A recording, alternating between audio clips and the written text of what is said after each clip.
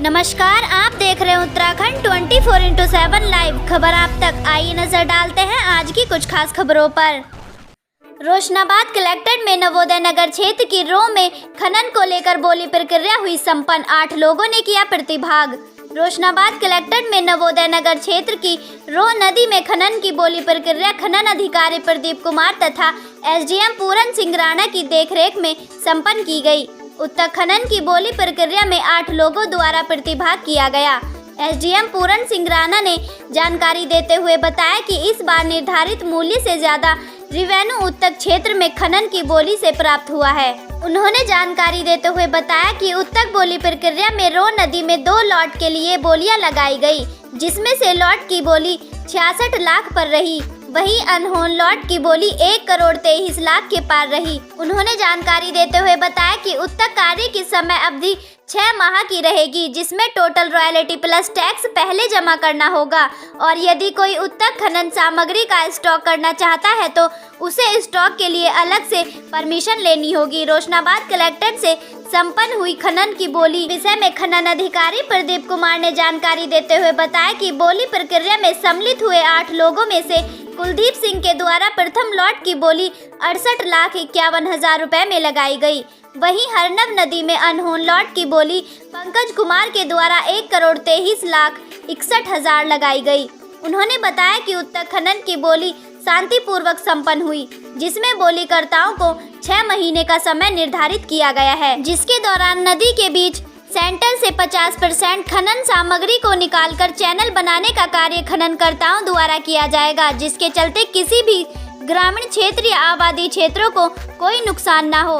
इस चीज का ध्यान भी खननकर्ताओं को रखना होगा। तहसील हरिद्वार के अंतर्गत नवोदय नगर में आपदा से क्षेत्र प्रभावित हो रहा था, जिसमें हमने रौ नदी में एक लॉट बनाया था और उसके जस्ट बगल में हरनौ नदी में एक लॉट बनाया था। जो रौ नदी में लॉट बनाया था उसकी बोली 66,99,000 से स्टार्ट थी, जिसमें 8 लोगों ने प्रतिभाग किया। 8 लोगों में से एक श्री कुलदीप सिंह ने उच्च बोली बोल के 68,51,000 में बोली को प्राप्त किया। सेम कंडीशन हरनौ नदी में मैंने लॉट बनाया था, जिसका 1 करोड़ 23,20,000 रुपये बोली थी, जो बोली से उठ के 1 करोड़ 23,61,000 में गई है, जिसमें से पंकज कुमार ने ये लोग उठाए हैं।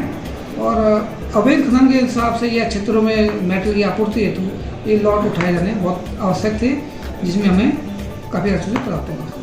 इसमें हमको 6 मंथ का टाइम है। 6 महीने में इनको नदी के बीच के सेंटर का 50% मेटल को उठाया जाना है और उठा के बाद चैनल बनाना है, ताकि फ्यूचर में जो बरसात में पानी आएगा वो किसी गांव को बस्ती को कटाव ना करे, और 6 मंथ के अंदर ही निकासी करनी है। देखिए, जो गवर्नमेंट ने एक रिवर ड्रेजिंग पॉलिसी फ्रेम की है, जिसमें कि मेन जो उसका फीचर्स है कि अगर कहीं भी नदी के कोर्स की वजह से आबादी या एग्रीकल्चर लैंड को नुकसान होता है तो उस पॉइंट ऑफ व्यू से उस रिवर को चैनलाइज किया, उसी के लिए रिवर ड्रेजिंग नीति बनाई गई है। उसमें टोटल 7 से 8 लोगों के द्वारा पार्टिसिपेट किया गया था। जो एक नीलामी के लिए जो प्रक्रिया बनाई गई थी, इसके लिए विज्ञप्ति प्रकाशित की गई थी और जिन लोगों के द्वारा आवेदन किए गए थे उसमें जो आवेदन सही पाए गए, जिसमें कुछ कंडीशन फ्रेम की गई थी कि व्यक्ति यहीं का होना चाहिए, लोकल निवासी होना चाहिए और कुछ ड्राफ्ट उसमें उसको संलग्न करना था। तो उसी के क्रम में आज नीलामी प्रक्रिया संपन्न की गई दोनों लॉट की, जिसमें से कि एक लॉट का आधार मूल्य 66 लाख रुपये था और दूसरे का 1 करोड़ 23 लाख था।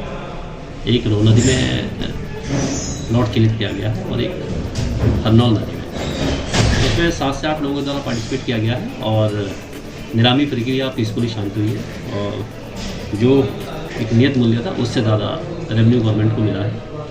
तो जो भी चीज़ें हैं वो प्रॉपर उसको बना के डीएम साहब उसकी स्वीकृति देंगे। बाकी जो नीलामी प्रक्रिया थी संपन्न हो गई है और वहाँ पे क्योंकि जो मौका स्थिति है वहाँ पे ये रिवर ड्रेजिंग की कार्रवाई किया जाना ये अत्यंत आवश्यक है। नहीं, देखिए, उसमें 6 माह का एक ड्यूरेशन रहता है।